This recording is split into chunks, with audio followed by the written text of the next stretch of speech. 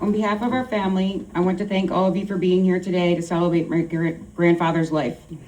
The love, the stories, and laughter, even the tears, is exactly what Pop would have wanted. For those of you who may not know me, I am Lindsay, Bob and Eleanor's granddaughter. I had the privilege of growing up next door to my grandparents, and I later bought my first home right across the street. Raising my boys just step away from two of the most influential people in my life. In the last 6 years, I met and married my husband, Steve, and we're now raising our 4 amazing children in Cecil County. But a part of my heart has never really left Vincent Road. I've always said, home isn't just a place. It's Vincent Road. And Pop is the reason why. When I think about Pop, I don't just think about moments. I think about his presence. He had this quiet confidence about him, like he knew everything was going to work out, and somehow it always did. He was steady, he was strong, he was understanding and never judgmental. Pop was a safe place we could bring our biggest problems to, and somehow walk away feeling like everything was going to be okay. Pop was our family's foundation. Some of my favorite memories with Pop are down the beach and in Isla. Pop was taking us girls to Lenny's Beach Bar and the club for as long as I can remember. He made it feel like we were VIP. Even though we were underage, now that I'm older, I understand that as long as we were out by 10, it was not illegal. So we were always out by 10. But we didn't know any better. And Pop always made it fun and special. Pop never missed an opportunity to get out on the dance floor with us girls, and I think it's safe to say that I got my dance moves from you, Pop. Other memories were on the water on the Delta Queen and crabbing off the dock. With some fishing line, chicken necks, and a whole lot of hope, Pop and I would head out to catch crabs for my mom's famous crab soup. Those simple moments ended up meaning everything. Pop taught us so much through his Popisms, like golfing isn't easy, you have to hit the little ball. Soup is best when served piping hot. Know your server's name, it'll get their attention faster. Defensive driving was in fact effective. Just resting my eyes is an appropriate way to nap without sleeping. And of course, it's only money. Pop didn't need recognition or attention. He was just genuinely good. Everything he did for others, his kindness, his generosity, came from who he was at his core, and he left a lasting mark on his community because of it. Pop showed his love by being present, by creating a life where we could all gather, by building traditions that became the most important parts of our lives. Every Easter in Florida, every summer in Ocean City, every dinner at the family kitchen table, that was Pop. And Vincent Road, that was his masterpiece. Not because of the houses, but because of what lived inside of them.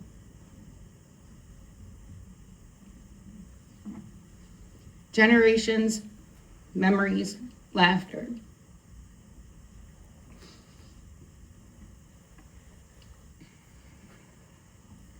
Kids running back and forth, doors always open, family always close.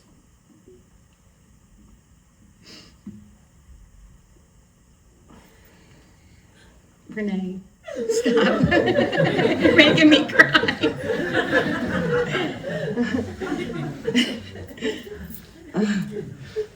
That's how close we are. I even knew she was crying, and I'm not even looking at her. Pop didn't just build a home. He built a place where we all always can come back to. This is his family legacy. In the past years, watching Pop and Grandmom together was something truly special. They built a life side by side, full of love, routine, laughter, and deep commitment to family. And we find comfort knowing they are together again, because if there was ever a partnership meant to last forever, it was theirs. Pop leaves behind a legacy that can't be measured in things. It's in how we gather, how we take care of each other, how we show up for family and for our community. It lives on in every holiday, every meal, every memory we continue to create because of what he started. Pop, Vincent Road will never be the same without you, but it will always be Vincent Road because of you. I'll see you in the community you help build. I'll hear you in the sound of family filling a house. I'll feel you in my spirit whenever I pray. And every time we sit down together as a family, I'll know you're there, proud, surrounded by family, exactly where we all belong. Because if there's one thing Pop believed in, it was this family belongs together around a table in a home on Vincent Road. I will forever miss your voice saying, "Hi, sweetheart." Until we meet again, with all my love, Pop. That's all. All righty, good evening.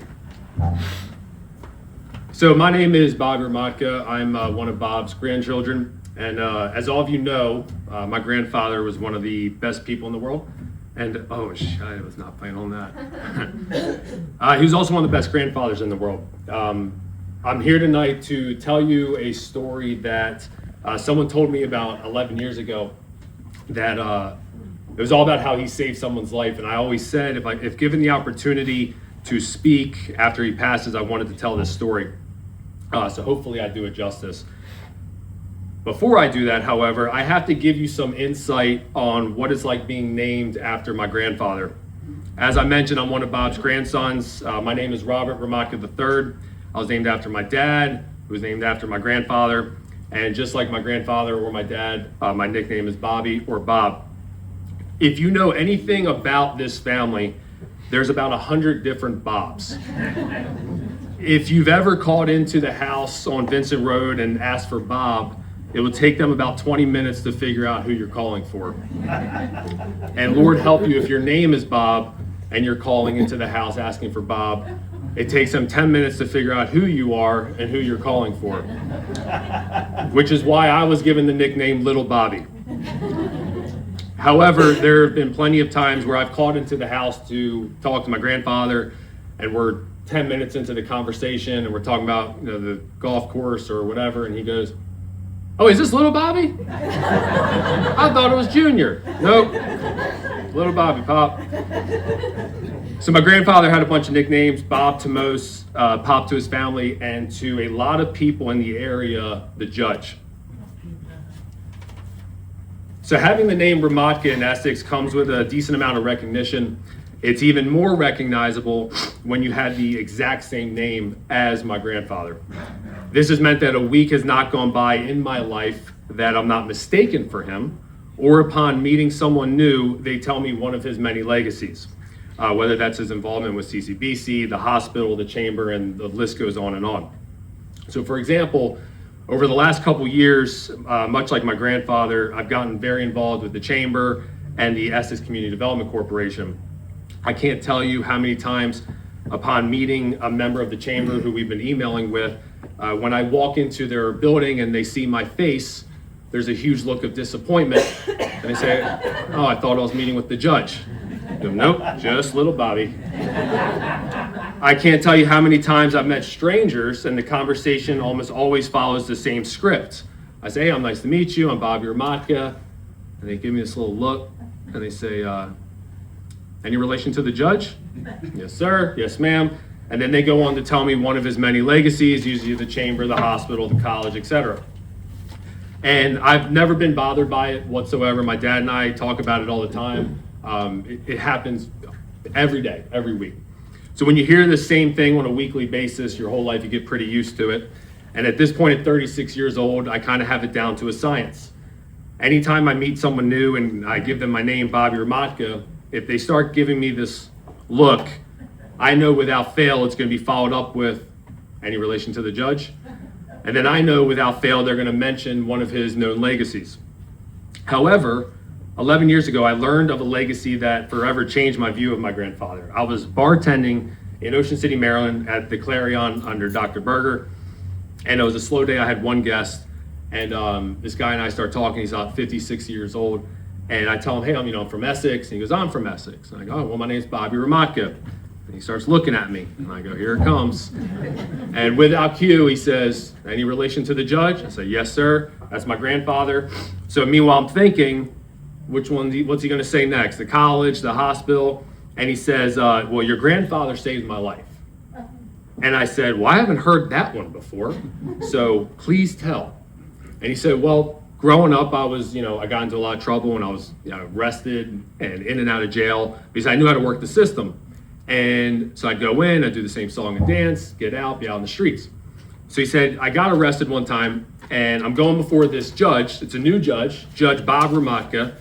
And I'm like, this is gonna be easy. It's like I'm gonna play this guy like a fool, do the same song and dance, go in, get out, be out in the streets. So he said, so I go into the courtroom and your grandfather is looking at my rap sheet, looks at me. Looks at my rap sheet, looks at me. Takes one more look at my rap sheet, and he looks at me. He says, you just don't get it. He's like, I don't get what? He said, you go to jail to learn a lesson. You've been to jail so many times, you haven't learned your lesson. I would think you would have learned your lesson. And he said, that's when I realized this wasn't going to go the way that I was expecting. He said, my grandfather looked at him and in so many words said, the life you're living's done. This is over. You're not in and out, it's done. I'm giving you two choices. You're either A, going to go to prison for a very, very long time, or B, you're going to join the Marine Corps and get your life straight. And he said, I eventually, I chose the Marine Corps, and everything was great after that. I think he eventually had a family, had a long career. And meanwhile, 40 years later, we're sitting at a bar together, and here's, my grandfather's name. And when I heard that story, much like most people in this room, I've only heard the most common ones. It was the first time anyone's ever told me he saved his life. And the thing about my grandfather, whether he was the judge or our grandfather, or whoever he was to you, he had a strong moral code and he wanted people to live their best life. He was not easy. He challenged you in ways you did not know you were prepared for, but he wanted you to be better, just like this guy. And I think about that all the time because I'm so curious how many people are out there just like that man that I met, maybe some of you in this room, tomorrow at the funeral, but just out there right now, they're eating dinner, they're having good lives, all because our grandfather gave them a choice and made their life better. So that's the story. I hope I did it justice. Thank you all very, very much. And like Lindsay said last night, that's it. We're done. Thank you all very much. Thank you, Bobby. I hope I'm not out of line saying this, but as you know, my father-in-law had 4 children, but he recently adopted one about 7 years ago. So I think number 5, Kellyanne, come on up. Kelly has served as Bob's caregiver for the last 7 years, and his children asked that she would share some words of wisdom about a man that she has grown to love. His assistant. Cal. Get Cal. You're number 5. Woo! Good evening. That person must have been taller. I am Kelly Venzel and Mr. Bob's caregiver. It was 7 years ago when I first met Mr. Bob. We were seated in his living room along with Stephanie, Leslie, and Bob. I was not yet employed with the agency I would eventually come to work for, but was told that I might be a good fit for a couple who they were struggling to find a good match. Mr. Bob asked if I had done this before, and I responded no. It would be the first time caring for anyone outside of my family. He asked me several other questions, but at the top of his list, and I quote, "Are you familiar with Scrapple?" At that very moment, I knew there was no way I wasn't getting that job. Unfortunately, Miss Ellie passed away only 3 weeks later. She told me to take care of Mr. Bob, specifically not to spoil him and to not let him get fat. I showed up my first day wearing scrubs. He told me that he would be introducing me as his assistant, and it wouldn't be necessary to wear them anymore. It took us a while to strike a balance of what my role as his caregiver would entail, and it was not at all what I envisioned. Every single morning of those last 7 years, this is how Mr. Bob called me. Kelly. Good morning.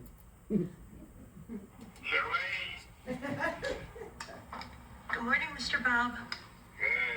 Good morning.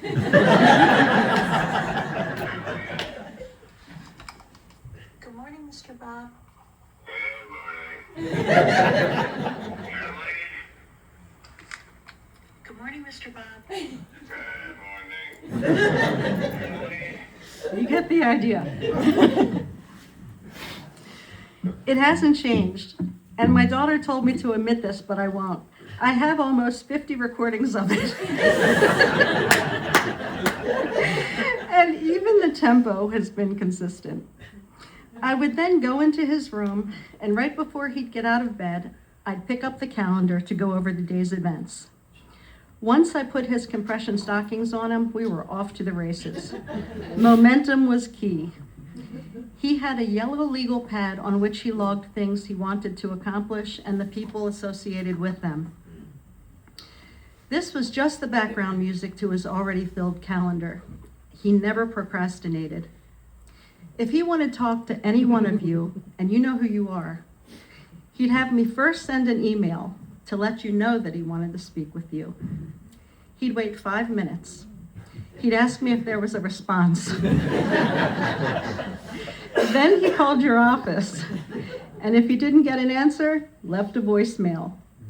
He'd then call your assistant, get their name, and have them leave a message. Next was a call to your cell phone. If he couldn't get through on your cell phone, he'd have yet another email going out to let you know that he'd been trying to reach you. I said it was redundant. He said it was thorough. Finally, the one form of communication he was originally opposed to was texting, but he quickly learned that it generally garnered a rapid response. So I have all your numbers. Sorry. Mr. Bob tirelessly worked to improve Eastern Baltimore County. He loved his community, and there are still some unfinished projects that I feel now have an even greater sense of urgency to see to fruition. He may be out of sight, but his impact remains strong, and he has laid the foundation to see them to completion. Even though Mr. Bob was working hard every day, I considered it my duty to provide some levity. Several years ago, I told him about a prank that I played on my siblings when I was a kid. I would occasionally take a clothes hanger and slip it inside their pillowcase. So when they went to bed that night, instead of the softness of their pillow, they would feel the hanger. His response was, "Why in the hell would you do that?"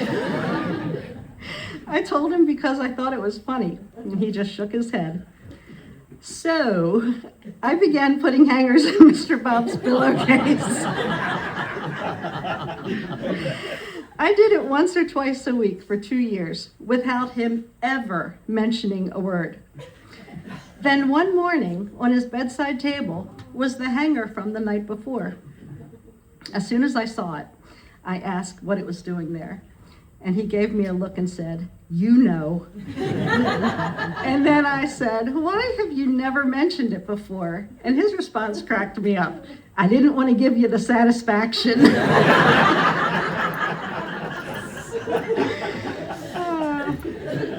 So over the past 6 months, I had noticed some stability issues. And when he showered, I opted to sit right outside of his bathroom. I would hear him go through his regular routine of shaving and brushing his teeth. Then I would hear the water in the shower go on. One particular day, his bathroom door slid wide open and there he stood, completely naked. He said, "I forgot my medical alert button. Will you get it for me?" So I walked across the room, retrieved it, and handed it to him. I added, "By the way, nice outfit." He said, without missing a beat, "Thanks, God gave it to me."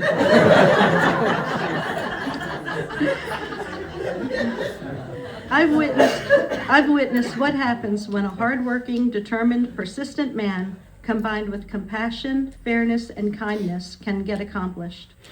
He possessed an abundance of wisdom and was unstoppable. As much as Mr. Bob loved his community, what he loved most was his family. Nothing gave him greater joy than being surrounded by his children, grandchildren, and great-grandchildren. Through my relationship with Mr. Bob, I've come to know and love his family.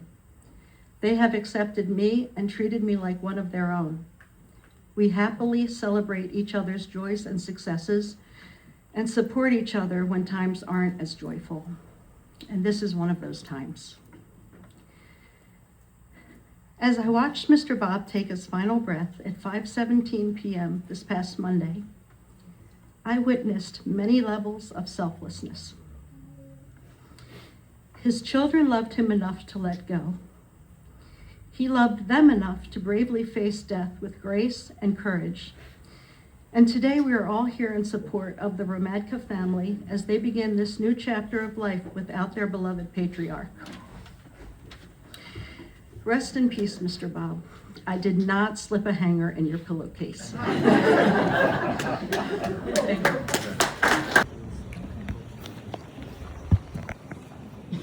I'd like to thank Bob's family for asking me to speak this morning. I've been the opening act at events celebrating Bob and Eleanor so many times over the years, and I'm truly grateful to be having given this opportunity to speak this morning. But I must confess, as I look out over all of you, my first inclination that came no doubt from Bob would be to work the crowd and greet everybody and say, how are you and what's going on? Because that would be in Bob's finest tradition. Bob was a very gifted person. He was very intelligent, and that intelligence was mixed with a lot of common sense. He was a people person. He genuinely liked the clients, the people with whom we dealt, and he particularly liked those who would be called characters in our community. But he also understood that people expected of him certain things, and he attempted at all times to meet those expectations.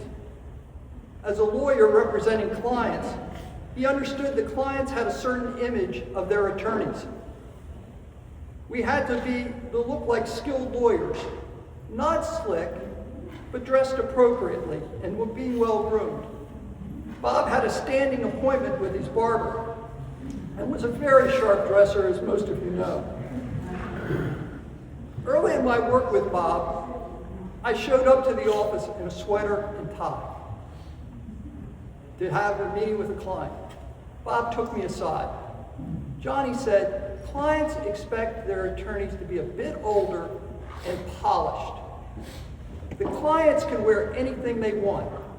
They're hiring you to be their employee. And as their attorney, they expect you to look the part. I'd like you to wear a coat and tie anytime you meet with clients. For the rest of my career and to this day, I wear a coat and tie when I attend a business meeting or meet with clients. That's just the way it went. And Bob was so good with relationships. He told me that when he started out as a sole practitioner, there were two routes to success. One was to hang out in taverns and courtrooms, hoping to pick up cases, or the alternative was to go the political route. And he chose that latter route and became leader of the Democratic Party in Baltimore County and secretary to the state Democratic Party. He was also an active member in numerous Democratic clubs, the local Kiwanis Club and of course the Chamber of Commerce. And he had a hand in renaming many of the Democratic clubs that proliferated on the east side of the county to being Democratic and civic organizations.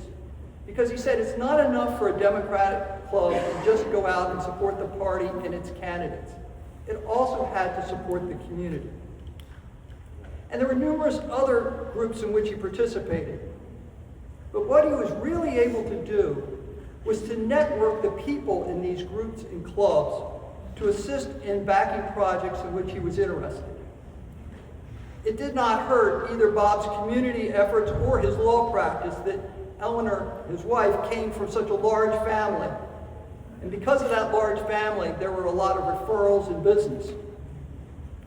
It also did not hurt Bob in his contacts that while in law school he searched titles for the father of past Governor William Donald Schaefer, or that when Bob was in the Army Reserve, his unit commander was former Governor William Donald Schaefer. They remained close over the decades until Governor Schaefer passed away. And Governor Schaefer, for his part, told Bob that he put up with him and tolerated him, but he really liked Eleanor. In viewing Bob's life, Eleanor's importance cannot be overstated. She was the center around which his life revolved. She was every bit as active as he was in community endeavors and kept the family on track. She never hesitated to rein him in when she believed his priorities were getting skewed. Bob adored Eleanor, and he started to wind up his practice when he was in his mid-50s so that he could spend more time with her. But that did not keep him off the phone or make him less engaged in his projects. He was fortunate in that he had a wealth of interests, or what could be termed enthusiasms, for often they didn't last very long. But they did bring him into contact with a world of people. And with so many people, and whether it was raising miniature horses or indulging in Eleanor's passion for collecting dolls, he was never at a loss for something to do. But one of his greatest gifts was his ability to feel gratitude. Many people are given gifts over the years, but they don't often appreciate the gifts they're given or don't recognize the gifts, or just take them as a matter of course. Bob was truly grateful for the gifts he had been given, and one of his most repeated statements was that we have an obligation to give back. Bob was in the minor seminary at St. Charles and also Calvert Hall College. And surely in those institutions he was not only grounded in his faith, but also impressed by the concept of giving back and being present for others. He was keenly aware that he had a responsibility to his church, to his family, and toward his community. And Bob's gratitude for his education carried throughout his life. He never forgot the priests and the brothers who taught him, just as Eleanor never forgot the nuns who taught her at Catholic High. Bob and Eleanor would entertain those members of the religious groups for years and decades after their schooling. Most importantly, though, Bob's gratitude for his gifts led him into being a purposeful individual. Every day, Bob woke up with a purpose. The infamous to-do list grew out of this sense of purpose. His list would often run to several pages, and particularly when he was going on vacation. He would often go over the list with me prior to leaving. When he returned, he would unerringly want to talk about only those items I had not been able to do list. It didn't just run for things for him to do. It ran for other people to do as well. Because Bob's sense of purpose didn't just go to him having a purpose. He wanted his family members and those close to him to have a purpose as well. That led me into being on numerous boards and committees over the years. Quite a few years ago, the hospital system, which then owned Franklin Square Hospital, was acquired by what is now known as MedStar Health.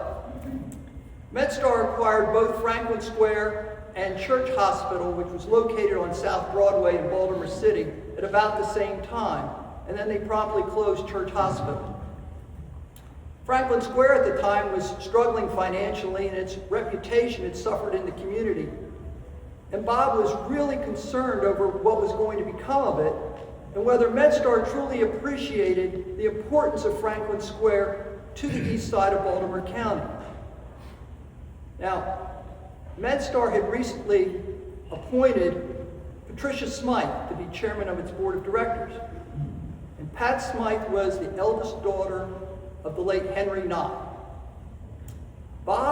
Henry Knott was a tremendous businessman and philanthropist in the Baltimore community. And Bob was a close friend and actually a business partner with Henry Knott on certain projects. He called Pat Smythe and said, I would like John to go on the board of MedStar Health. Pat said, well, no, but how about the board of Franklin Square? Bob said, fine.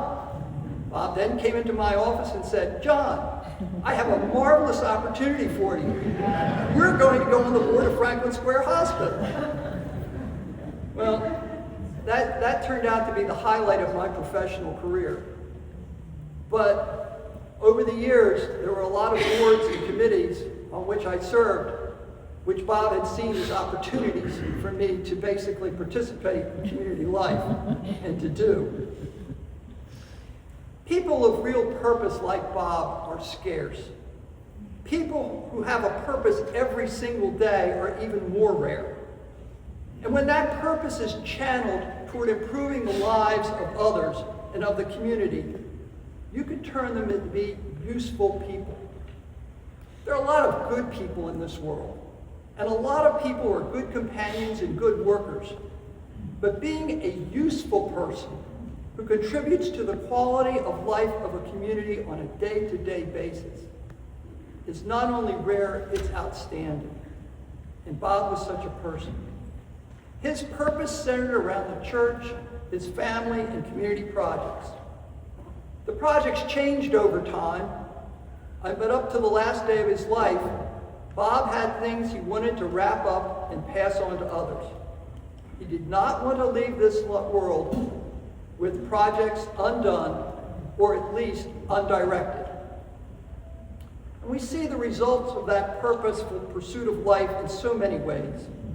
There was his work for this church, or for Mount Carmel, and the financial backing of its students, the ball fields at Renaissance Park, the Essex redevelopment efforts, Ballstone Mansion, which was headed up by his wife Eleanor, and the Rocky Point Golf Course.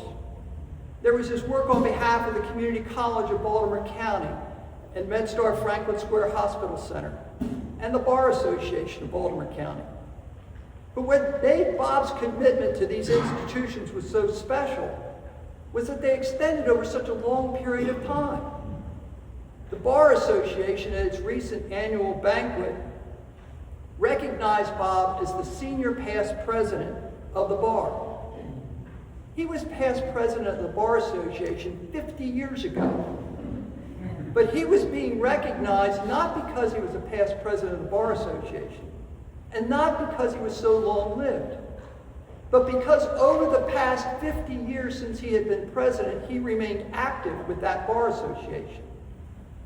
He had, when he was president, found the bar an office in the courthouse so that they could conduct their meetings and their business in the courthouse. So over the next 50 years, what Bob did was make sure that office was properly furnished, rehabbed, and he also looked for opportunities to expand the outreach of the association to its members. What he was honored for was his constant contact with the association and looking for ways to assist. And similarly, Bob's work with Rocky Point did not end when he worked on the county acquisition of the property for a golf course 60 years ago. There's a new clubhouse under construction today, largely because of Bob's work in pushing the idea and obtaining the financing, because Bob believed that the people on the east side of the county should be entitled to the exact same amenities or better than the people in the rest of the county. And that's something he wanted to ensure.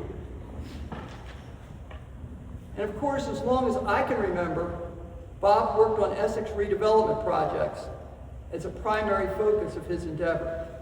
He never quit, he never gave up on an idea if he thought it worthwhile, and he kept up his efforts all these days. Now, I would be remiss if I did not tell you all how much Bob appreciated your support of Eleanor and him over the years. Being honored at the Essex campus of the community college and being honored by Franklin Square were highlights of his life. And the chamber continuously expressed its appreciation. In the last couple of months, the celebration of his work by the Bar Association and at a recent dinner held by Our Lady of Mount Carmel meant him so much to him and gave him such satisfaction.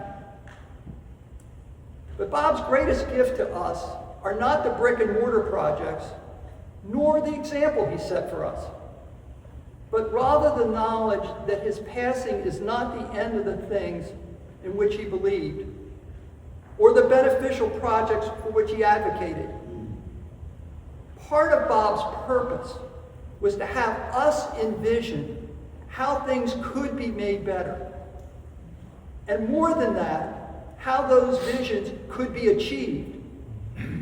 He gave us gifts of hope and faith, and hope is one of the most greatest existing motivators that we have. We have seen how things around us can be improved. Have seen the outcome of persistence. Because heaven knows Bob was persistent. And the effort that he put into it. And we know that real progress can be made with a bit of vision and commitment. All we need to do is follow the path that Bob laid out for us, and his passing will have far less impact than the life he led. Thank you so much. John. Next, we have Sharon Keene, who is currently the president of the Gateway Chamber of Commerce.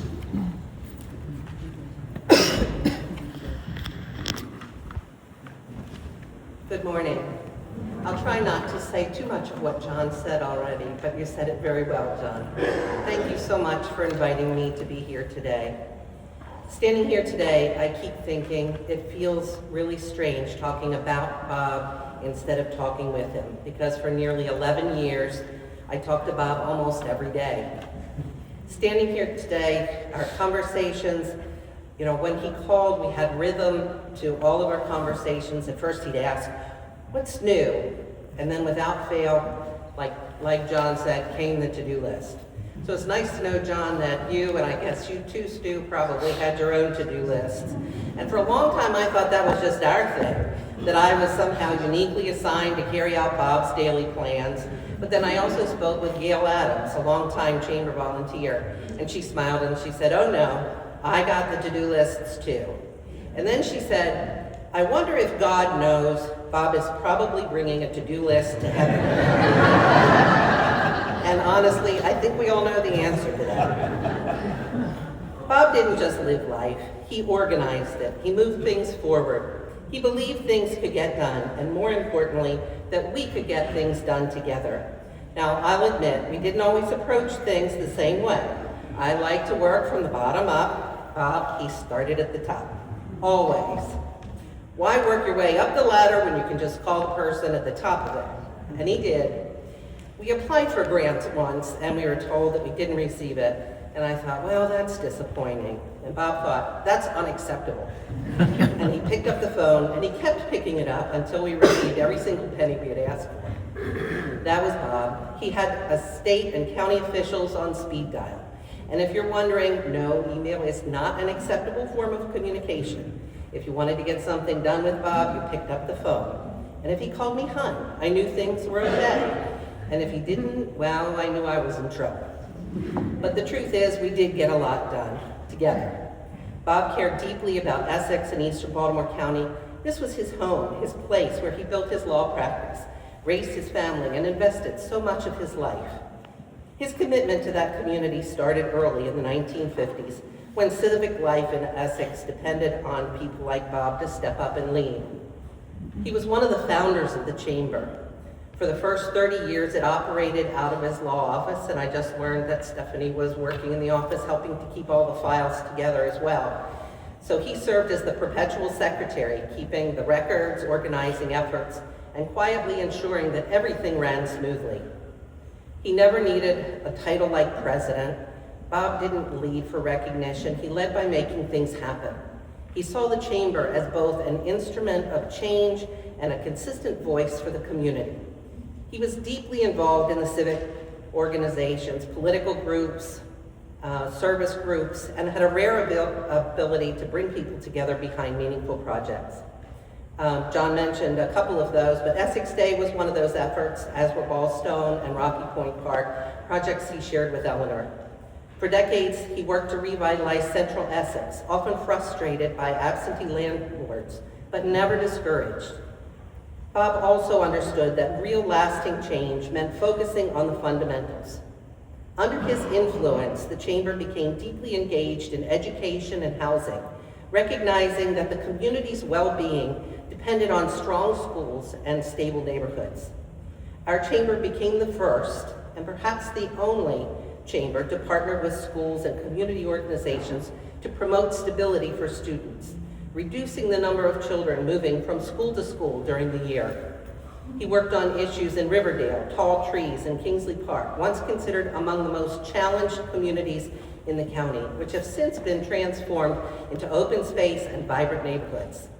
He believed turning the village of Tall Trees into a condominium was a mistake, and he was truly pleased to see it become Renaissance Park.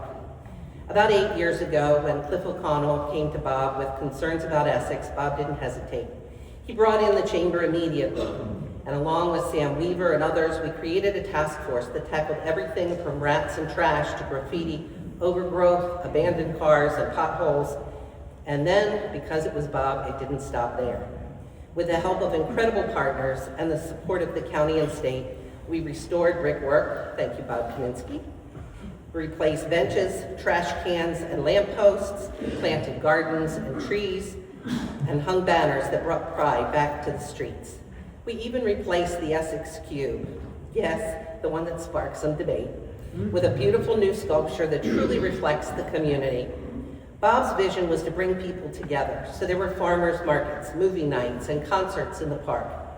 We secured grant funding for major projects, renovating the cafeteria at Mount Carmel into a community hall, improving business facades along Eastern Boulevard, installing nearly 100 security cameras, and after 4 years of fundraising, creating a $2.4 million turf field at Renaissance Park.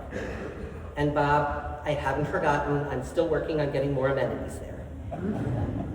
After working consistently for 50 years to revitalize Central Essex, one of the most meaningful accomplishments for Bob was creating something sustainable, working with Baltimore County to establish the Essex Community Development Corporation and bringing on a full-time champion. Through it all, Bob has been there, often behind the scenes, making calls, opening doors, ensuring that we had the support and funding we needed to move forward. And that was just his involvement with the Chamber. When you think about everything else, the hospital, the community college, the church, Rocky Point Golf Course, it's almost impossible to grasp the full scope of his impact over 95 years. Bob was instrumental in supporting and advancing all of these institutions that continue to anchor Eastern Baltimore County today. Bob was kind, respectful, and a good listener too. Yes, he had strong opinions, but he listened. And sometimes I got up the nerve to disagree. He'd pause, look at me and say, I see what you're saying. And every now and then I change his mind. Not often, but enough to keep me encouraged. His mind was sharp right to the end. He loved talking about history, politics, and about how things came to be. He believed that understanding the past was essential to building the future, even if it meant our meetings ran a little bit longer than planned, and they often did. It's hard to imagine a world without Bob Romadka. But then I look around and I see him everywhere. In the building that's at CCBC that bears his and Eleanor's name, in the boardroom at MedStar Franklin Square Medical Center, in the Health and Wellness Center at Our Lady of Mount Carmel, in the streets of Essex, in the projects, the programs, and the people whose lives are better because Bob really cared. And his work continues through his wonderful family and through the Robert and Eleanor Romadka partnership, which continues to support this community in so many meaningful ways. Bob believed in progress. He believed tomorrow will be better than today. He believed in people. He believed in me, sometimes more than I believed in myself. He was our most active chamber member. He was my mentor, my advocate, my confidant, my partner in getting things done, and my friend. And I will miss him dearly. He used to say, we're going to work together and accomplish something here. And we did, Bob, we really did. Your legacy isn't just in the buildings or the projects, It's in the mindset you gave us, the determination, the refusal to accept no, the belief that something matters, it's worth fighting for, and most of all, the expectation that there's always more to do. So I know you're up there, Bob. I imagine you've already checked in, read your newspaper, gathered the details, and started organizing things. And if we're lucky, maybe heaven's just a little bit more organized and efficient today. Thank you for everything, Bob. We'll take it from here.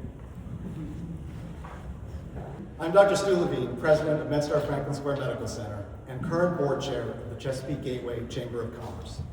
I feel truly honored to be up here today to help celebrate our community leader and my dear friend and mentor, Bob Romadka. 95 years. What a life, Bob. What a life. I used to refer to Bob as my oldest friend. Well, it was technically true. I didn't have too many other friends in their 90s, but it wasn't really about his age at all. It was the way he made me feel from the moment I met him.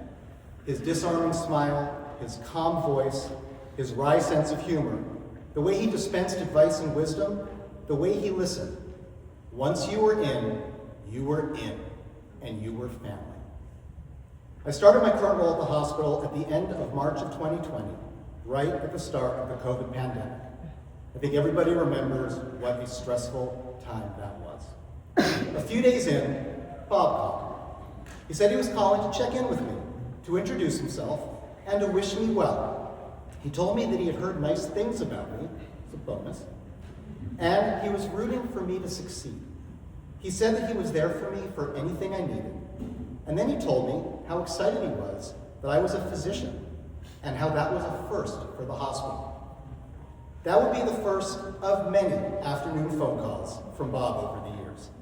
I always marvel, and I still do, that he never stopped thinking about the hospital, even up to the last few weeks of his life.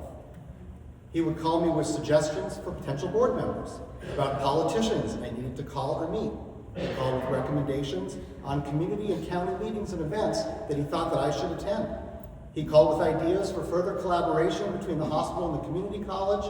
And over the last year, he called me, and more often, our Senior VP of Operations, Nathan Barbo, about his favorite new topic, traffic and parking at Franklin Square. So yes, Sharon, yes, John, I also have my to-do list. But he would also call, asking if I could help a young person in the community who needed help, about summer internship opportunities for local teenagers, or about a family in need. Indeed, even when he was in the hospital himself as a patient, he would endlessly advocate for the nurses who cared for him, the young men and women who transported him for various tests, and the housekeepers who cleaned his room. He was always looking out for everyone around him. That was Bob Romadka. Sharon mentioned that Bob was a founding member of the Chamber of Commerce and recounted the many ways that he helped develop our community over the years. Well, Bob was one of the founders of two of our largest community pillars as well, the Community College of Baltimore County and MedStar Franklin Square. Bob served on the original Citizens Committee that led to the founding of the then Essex Community College that started in Kenwood High School in 1957. The college moved to its current location on the former Mace Farm in Rosedale in 1968, which Bob helped facilitate. Bob was then also sitting on the board of Franklin Square Hospital in the city because, as you heard from John, of course he was, and seeing the property next to the college was available, he helped broker the deal as well to move the hospital to its current location and campus. Bob's vision to grow world-class education and medical services right here in Eastern Baltimore County in his community would become a reality. What started as Essex Community College with under 60 students in 1957 would eventually become CCBC, the largest community college in the state of Maryland, serving tens of thousands of students every year. And Franklin Square, that little community hospital that started in this area in 1969, has now become the fourth largest hospital in the state. Over the last 20 years, the hospital has transformed from a community hospital into a true tertiary care medical center. We built a state-of-the-art cancer center, a patient tower with all private rooms, a state-of-the-art surgical pavilion, representing over $400 million of major capital investments. Bob made that happen. We're a 4-time nursing magnet hospital, a comprehensive stroke center, a hub for advanced robotic surgery, and a major referral center in the region accepting over 1,000 inbound patient transfers from all over the state to receive specialty care just 6 minutes from where we are all sitting. All of this right here. How proud Bob was every time he visited our growing campus at the college and the hospital, and he marveled at the driving forces our organizations have become. One of Bob's key priorities for me and Dr. Sandra Kurgnitis, the president of CCBC, and a dear friend of Bob's, was for us to ensure ongoing synergy between our organizations. Dr. K is proud to report that CCBC is now the largest provider of health education for undergraduates in the state of Maryland, with 54 different nursing and allied health programs. And Franklin Square is the primary training site and ultimate employer for the majority of those students. Our organizations are represented on each other's boards of directors with key executives, and we are constantly looking for ways to collaborate. Bob, we promise to keep this all going and to continue to build the organizations that you love so much. As you've heard, Bob had a keen sense of history. He always felt that it was important to know where you came from, so you always have a clear sense of where you were heading. This was brought home to me during an early discussion that we had shortly before we opened our new surgical pavilion. And in the slideshow that Bob's family assembled, there's a great shot of him with a hard hat in front of the building during construction of that pavilion. Bob and his family made a leadership gift to create the Robert and Eleanor Romadka Family Lounge, a beautiful area next to the lobby where visitors and patients' families can sit and relax while waiting for their loved ones. It's one of my personal favorite places in our whole hospital. Well, Bob was calling that day to tell me he wasn't happy. Was it the water feature, Bob? No, the water feature looks nice. Was the picture of you and Eleanor, did we not put the right one up? I said, no, the picture looks wonderful. Was it the dedication plaque? Did we not get the wording right? No again. He said, Stu, why is the wall in the hallway next to the lounge bare? That wall was a key part of what I had in mind. I wanted that wall to be a dedication to those who helped build the hospital, to tell its history. Stu, he said, this isn't about me. Sound like Bob? Well, that wall is no longer bare. It's a wonderful museum-worthy exhibit chronicling the history of the hospital. Bob loved it because it celebrated the doctors, nurses, trustees, and hospital staff, and all the others who built the hospital he so cherished. And I learned a valuable lesson as well that day. Bob and I spoke often about legacy and what it means. Legacy, he told me, is about what you do every day, about making a difference while you can. It's about using whatever influence you might have to help your community build institutions that last. And if you do that, he said, everyone will remember it once you're gone. And you'd have done well. How right he was. His words of wisdom are memorialized on the hospital and college's websites in a video titled Building a Legacy. To hear Bob tell the story of how he and his colleagues built our community and made it into one of the premier growth areas in the state is truly inspiring. When I was in college, I had a poster on my wall titled, Everything I Need to Know I Learned in Kindergarten. They were very popular in the early 90s, and it dispensed essential wisdom such as, always tie your shoelaces. Well, I'd like to update that old poster with a new one, titled, Everything I Need to Know I Learned from Bob Romadka. Here goes. Family is everything. Have faith. Relationships are key. Spend time developing. Have fun. Be kind. Get involved. Become a leader. Be the change you want. Make a difference in your community. Leave the place better than you found it. Look the part. A suit and tie are never the wrong choice. Never stop learning. Never stop advocating for what you believe in. Everything is negotiable. There is always a solution. And finally, it's not about me. Bob, I'm really going to miss you. I'll miss our 2 p.m., and sometimes 10 p.m. phone calls. I'll miss our lunches at laboratories, and especially your sweet interactions with the restaurant staff, how they cherished you. I'll miss your thoughtful handwritten Hanukkah cards, and of course, the accompanying box of locally made Walkenfuss chocolates. Are there any other kind? I'll miss the beautiful way you teared up every time you spoke about Eleanor. Though I was never blessed to know her, I learned through you what a remarkable person she was. I will miss your speeches at our board appreciation dinners, and I will miss seeing you at our Circle of Lights, Carnival, and other key hospital events. I will miss working with you to continue working to improve our hospital and our community. And I will miss your wise words of advice and your guidance. Rest in peace, Bob. You did good. A reading from the Book of Wisdom. The souls of the righteous are in the hand of God, and no torment shall touch them. They seemed in the view of the foolish to be dead, and their passing away was thought in affliction. As they're going forth from us, utter destruction, but they are in peace. For if to others indeed they seem punished, yet is their hope full of immortality. Chastised a little, they shall be greatly blessed, because God tried them and he found them worthy of himself. As gold in the furnace he proved them, and as sacrificial offerings he took them to himself. Those who trust in him shall understand the truth, and the faithful shall abide with him in love, because grace and mercy are with his Holy One, and his care is with the elect. The word of the Lord.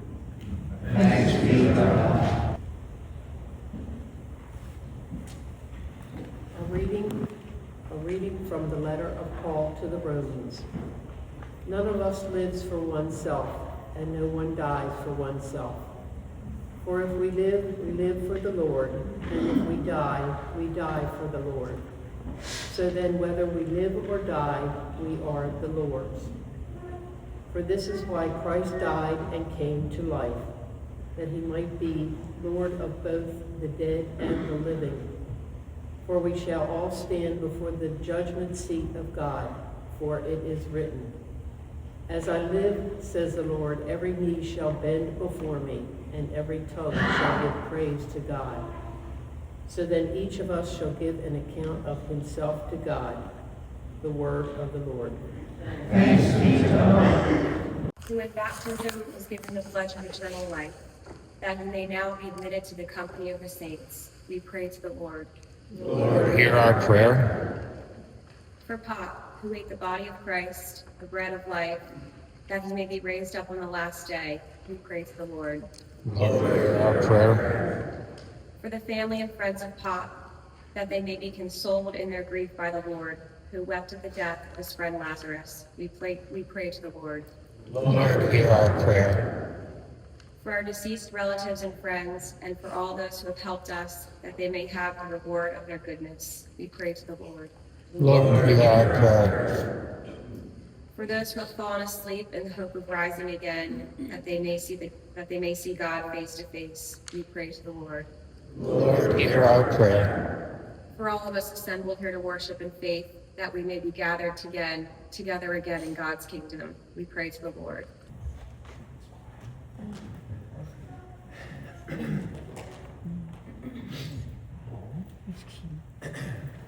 If you're sitting in a pew here today, it's likely you're familiar with the lessons or popisms that we're about to describe. You've lived them, and if you're really lucky, you've heard some of them directly from him, sitting at that glass table, on the phone, or at a gathering. Let's go back in time. Close your eyes if you'd like. You arrive at Bob and Elle's. You begin to climb the wooden stairs, and you hear the barks of a small white dog. It could be Yum Yum, it could be Mia. You take it one step at a time, and before you reach Pop, you hear him. His voice carries through the home, mid-sentence, always on speakerphone, working through something with a family member, a friend, or it could be the governor. You never knew with Pop. You reach the kitchen and you find him exactly where he always was, at the head of the glass table. Papers spread out all around him like a man who had things to do and people to see. It could be a Tuesday or a Saturday. It didn't matter for Pop. He had work to do. He looks up and smiles, donning his famous wife beater or robe, depending on the day. 3 prunes at the table. A fresh copy of the Wall Street Journal and the Baltimore Sun. The world moving around him and Pop right in the middle of it. The energy shifts when he greets you. Whatever call he was on, it could wait. Whatever was sitting in front of him at that desk, it could wait. The moment he registered you were there, something shifted. He'd wrap up whatever he was working on, and he'd give you something that's quietly become one of the rarest gifts one person can give another today. Their complete and total attention. That's where some of his best lessons came from. Not from a lecture or a life manual, but at that glass kitchen table. The grandchildren up here have a few of those moments that they want to share today. Because if there's one thing Pop would want, it's for his lessons to outlive him. Listen before you react. I came to Pop more than once, fired up, frustrated with a person or situation, something that felt urgent. It was personal, and it needed to be taken care of right now. Pop never jumped in to join in on that emotion. He'd sit there, he'd nod, he'd let you get it all out. And when you'd think he was about to give you his take, he'd ask a question, and another question, and then another one, peeling back the layers to make sure that he got every angle and every side of it, before he even said a single word. By the time he finally did speak, your emotion had settled, and what he offered actually had a chance to land on you. He modeled something simple and profound. The most powerful thing you can do in a heated moment is give yourself time. Take a deep breath and then devise a plan. Don't judge. You don't know what someone's carrying. Mason remembers this one clearly. Pop never put him down, never met him with disappointment or a lecture. He'd pull up a chair and ask what was going on, and genuinely wanted to understand.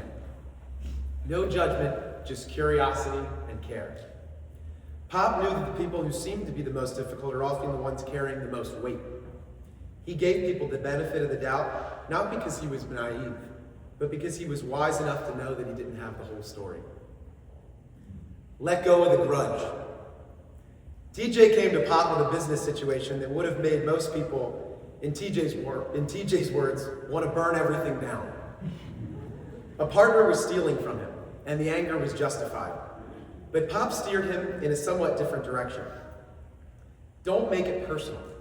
Don't let emotion drive your decision. Instead, he helped TJ engineer an exit, one that made the other person feel like he was getting the deal, while TJ was able to walk away clean, out from under the debt, and free to move forward. 2 lessons wrapped into one.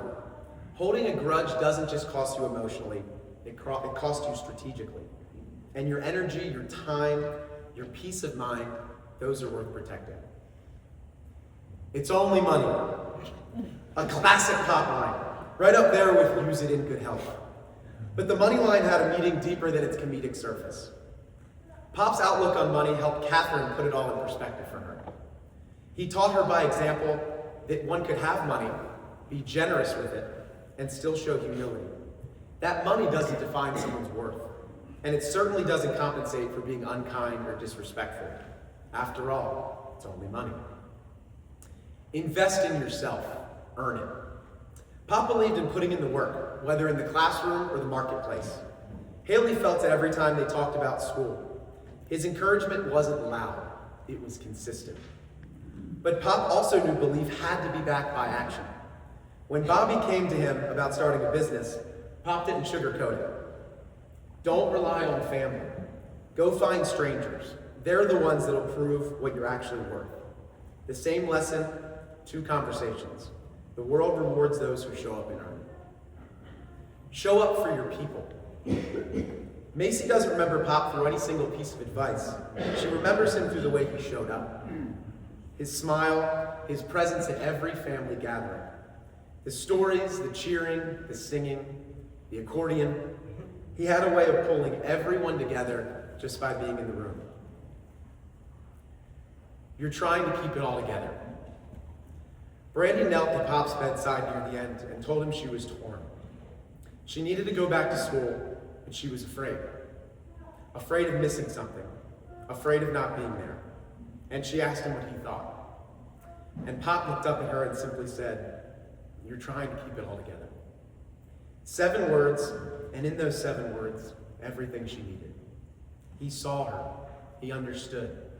He offered grace when she needed it, and reminded her that being understood is sometimes more powerful than being given an answer. Pop believed in nearly every circumstance that things happen for the best. He lived that, even at the end. Always be well with your family. Lindsay's moment may be the one that stops the room. The Saturday before Pop passed, she was with cousins and her brother, talking through a problem that she was carrying. Something heavy that felt overwhelming. They were figuring it out quietly amongst themselves, not wanting to disturb him. Pop had been asleep. Then, without warning, he woke. Just long enough to say, "Always be well with your family. Always be well with your kids, even if they're misbehaving." Then he rested again. In that moment, Lindsay felt it, this shift from panic to peace. Because even in his most fragile, Pop was still listening, still guiding, still knowing exactly what needed to be said. And she realized we weren't losing our voice of reason, we were being handed it.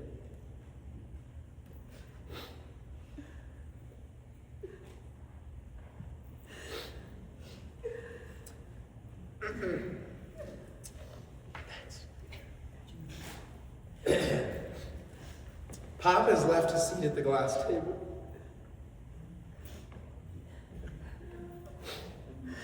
We'll no longer hear statements hedo in real life, but the lessons he left behind.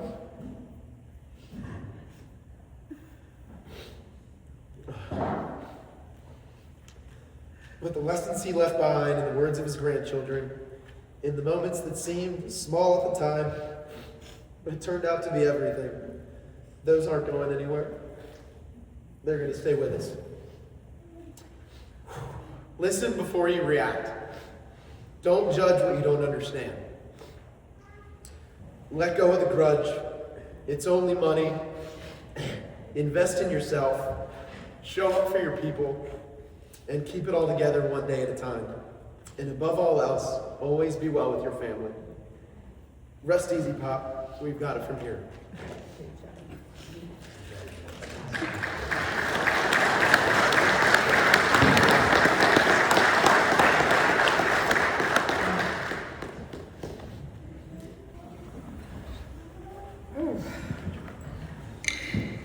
That's a hard act to follow. Good morning, and thank you for joining our family today. In preparation to speak today, I asked the family to send me words or phrases that best describe our dad, Pop, and Grandpop today. Within seconds, my phone started vibrating.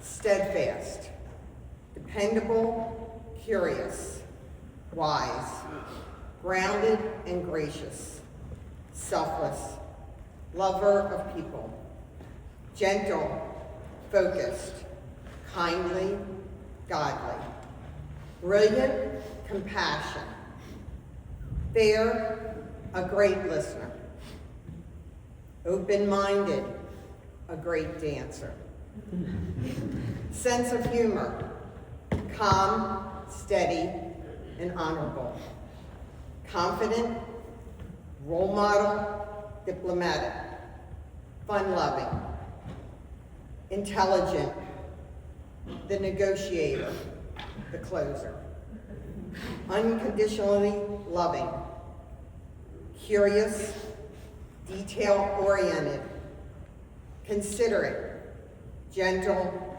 and loving, generous, strategic, devoted to family, accepted, composed, level-headed, patient, accepting, the man, the myth, the legend, just the best.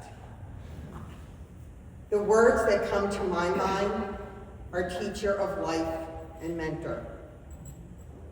You've all heard earlier of the great things that our dad had accomplished in the 95 years that he lived on this earth. In all that Dad did, it was rooted first in faith, family, and community.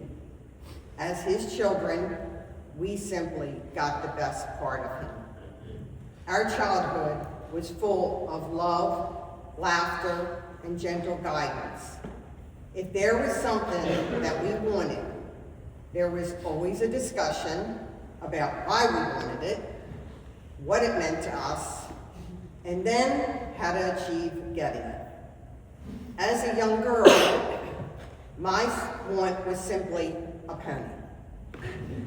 Unfortunately, where we lived at that time, Mom and Dad could not accommodate my wish.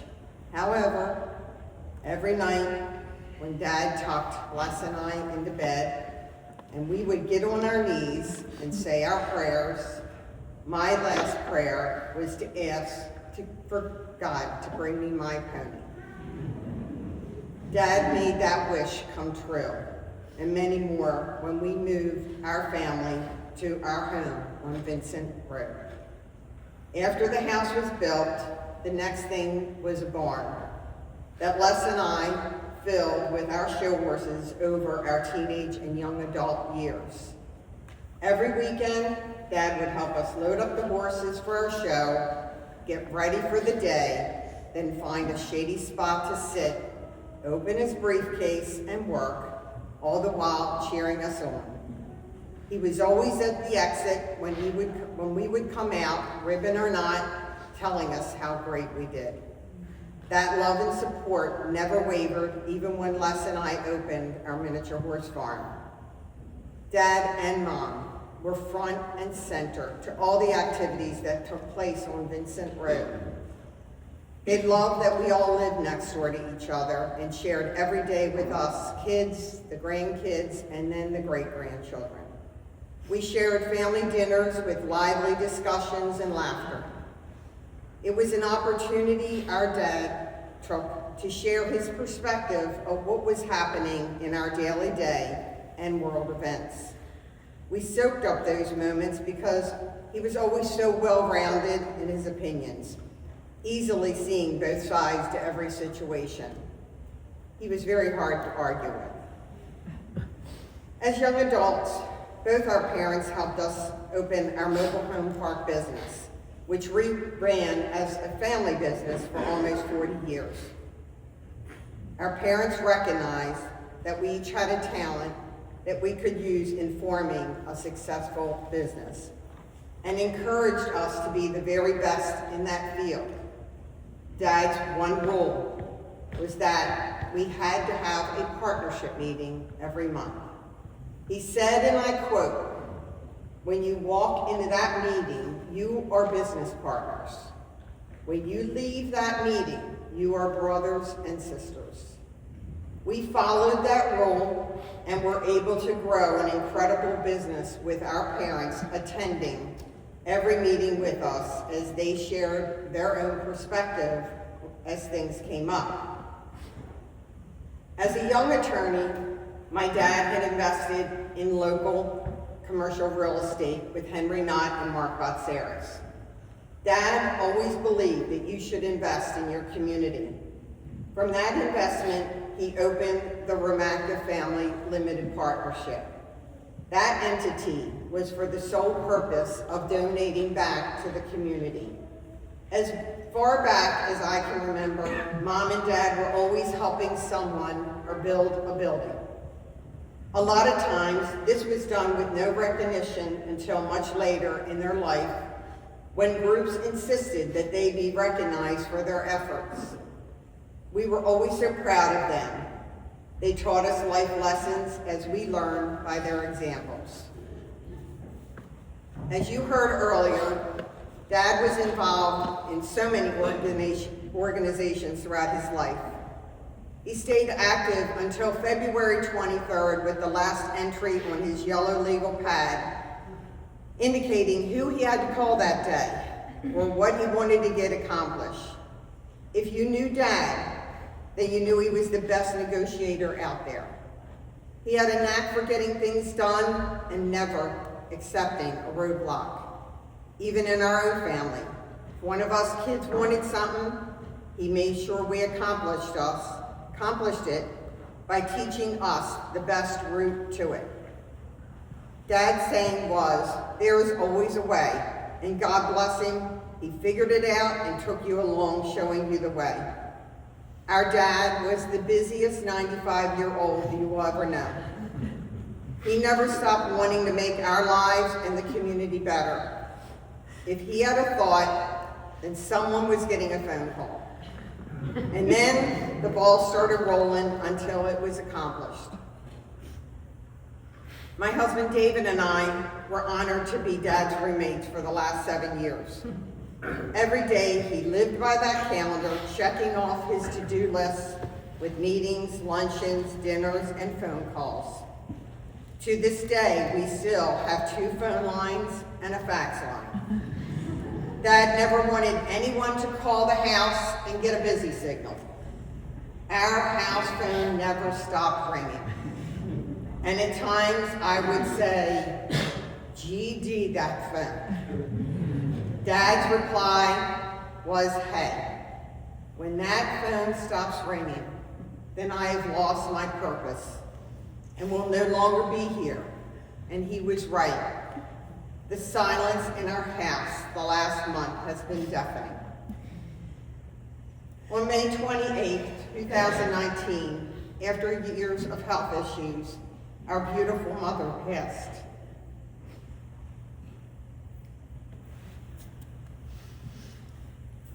Sensing she was passing that day, she asked me to gather our family together to say her goodbyes. It was to be her last act of mothering her family and showing us the grace to say goodbye and let her go. Of course, our first worry was our dad, as they were partners for 68 years. They truly were a united front in business, community outreach, and more importantly, how they raised us kids. For parents, we hit the jackpot. After we laid Mom to rest, we weren't sure if Dad would be able to sustain the heartache of not having her with him. As a close family, we huddled together as we grieved our first unimaginable loss. My husband David and I made a commitment to live with my parents when my mother first started failing. After Mom left us, my dad came to me and said, "Hon, you don't have to stay and take care of me. I can go to assisted living in Oak Crest." I said, "Dad, Vincent Road will be your assisted living, and I promise that you will never go anywhere else." Even with the loss of Mom, our dad continued to teach us how to live through the grief of his most prized love. Our mom loved pink, and her birthday was 3/3/33. Soon, we were seeing pink skies and the number 3 everywhere. There was such a strong presence around us that it was palpable at times. I remember the first birthday card that Dad filled out after Mom passed. He signed it, "Love Grandmom and Pop." He handed it to me and asked me to write the check. I looked at the signature a little perplexed and I said, "Dad, you signed this for Mom." He said, "That's right. Just because your mother is not here with us, she helped build this legacy and I will always honor her." From that day forward, he signed every card that way. We knew then that our grief needed to shift to celebration and honor the life that they built. We continued to have celebratory dinners for their wedding anniversary and Mom's birthday. If you called the house and got the answering phone, then you will still hear our mother's beautiful voice. One night, after getting ready for bed, I heard Dad talking through the monitor that I kept in my room in case he needed me. I thought maybe he was on the phone since he was talking about his day. I went to the doorway and was in awe of him on his knees and praying and talking to our mother. She was still his partner every day until his last breath when she called him home. Over the last month, we started to see a decline in Dad's energy. After a hospital stay and no real reason for his decline, we brought Dad home to Vincent Road. We enjoyed his first meal home as a family, chatted about the kids and world events. We tucked him in bed that night, encouraged that he would just need a little physical therapy and love to get him better. Unfortunately, Dad was just tired and was preparing himself to leave.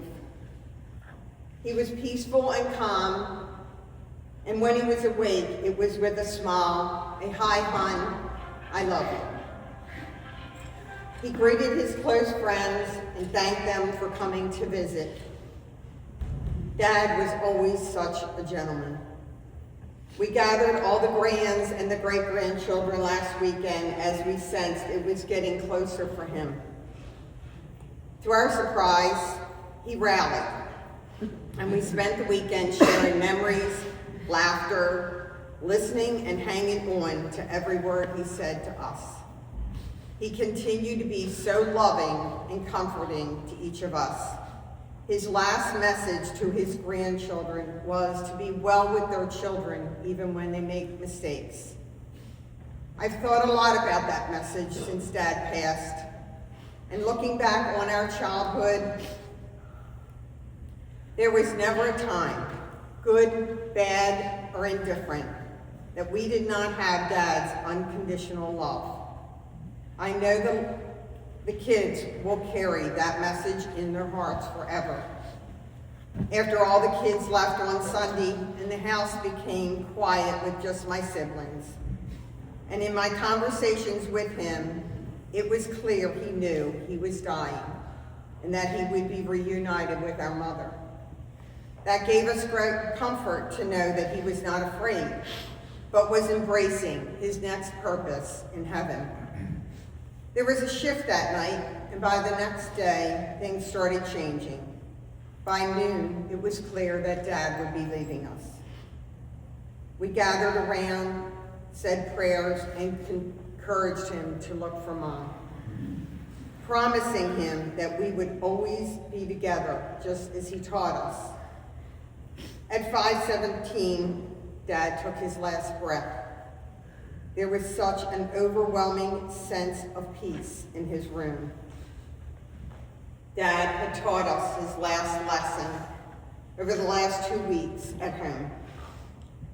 That even with the insurmountable loss we were facing, we would get through this as a family. That we would hold on to each other and work together to celebrate his life and legacy.